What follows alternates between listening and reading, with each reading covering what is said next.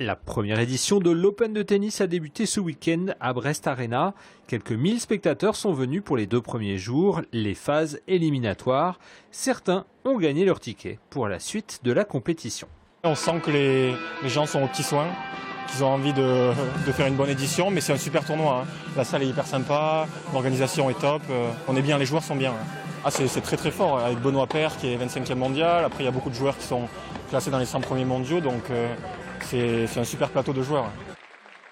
Sur le bord du court, Marc Jiquel prête un œil attentif aux compétiteurs. Jeune retraité du tennis, le Breton s'occupe désormais des athlètes pendant la semaine brestoise. Donc Brest fait partie de la plus grosse de la dotation la plus grosse dans les tournois Challengers, à 125 000 $, ce qui permet d'attirer vraiment de très bons joueurs comme Benoît Paire, comme Nicolas Mahut, comme Édouard Roger-Lancelin ou d'autres joueurs. Et ce qui est intéressant pour un joueur comme Benoît Paire, c'est s'il gagne le tournoi, il peut se rapprocher et rentrer même dans les 20 premiers.